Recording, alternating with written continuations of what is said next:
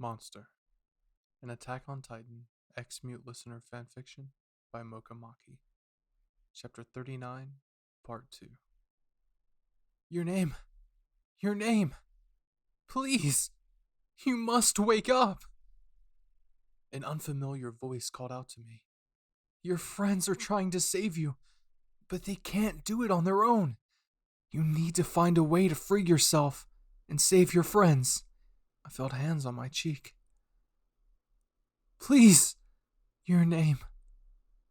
Or they will die too. And with that, I felt my eyes shoot open. A fit of burning anger inside of me. I looked to see a bright orange light and a strong wind blowing around me as I dangled in the sharp strings. My blood was leaking from the strings. Now I knew what I had to do. Total concentration. Dripping blood. I then closed my hand into a fist. Melting blood! My blood began dripping from the strings, then turned to a light purplish blue as it began to burn through the strings and melted. As it did, some of it landed below me, causing the ground below to melt. I felt the strings become loose, and I started to feel a small amount of hope. It wasn't until I noticed that more of the strings melted off, the harder the strings around my body tightened until it pierced more into my skin. I let out a painful scream as the strings tightened more and more, to the point where it became impossible to melt them off. To make matters worse, I heard a scream from Aaron, signaling me he was about to do something stupid. And with that, he transformed, sending a blast of wind in my direction. Since I was loose of the strings, I was immediately flown back, the already deepening strings slicing my arm off and landing on the ground somewhere. My back crushed against a wall, causing me to spit out blood. Your name! I heard someone scream. I slid off from the wall and down the ground below, the rocks falling down on me from above. I landed harshly on the ground. My friends were screaming my name as they watched me fall. I heard the squishing and cracking sounds of my bones being broken and blood pouring out from the impact. It was so painful I couldn't even scream.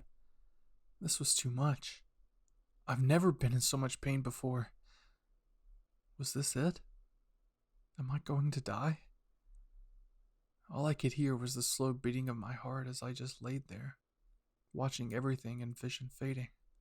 While Aaron transformed, the group saw what was happening to your name, but were too late to do anything. Each of them watched in horror as she was flown back from the impact onto a wall and falling down, possibly to her death. Historia was the most in horror as she covered her mouth, watching this scene unfold. A horrible guilt ate away at her. She should have acted more quickly. After Aaron stopped the explosion using his new surprise crystalline powers, they were able to cut him out. All the while, some of the others were calling out for your name. Your name! Your name! Where are you? Aaron, who was now up to date, became very confused about why everyone was acting so worried and distraught. What happened? Where's your name? He asked. Jean glared at him. What do you mean, where is she? She could possibly be dead for all we know.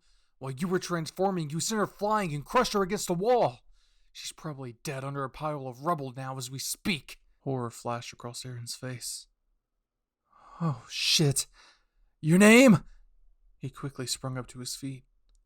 They tried searching for her, but she was nowhere to be found. You don't think she's... Sasha didn't even finish her sentence. There's no way she could have survived that impact, Levi said. As much as I hate to admit it. Cadet, your name could possibly be... Levi's voice trailed off. Again, I lost another soldier in my squad. The group tried to remain calm, but they couldn't keep their tears in. Aaron was about to break down into sobs when he noticed a body laying out under a pile of rocks. A body just barely twitching. Wait, could that... Your name! Aaron shouted and sprang to his feet, but Mikasa was quick to stop him. Hold on. Look at the ground, Aaron. Aaron noticed the ground he was about to step on, melting with burning blood. If it was able to melt through the cold, it would definitely melt through Aaron's skin. You have to be careful. But, your name! She's alive! He tried fighting through her grip, while the group let out a relieved sigh and called out to your name to see if she would respond. She was wide awake, and her face read deep pain. Her body was twitching as she stared at her missing arm. Poor girl can't even stand or move, Levi said.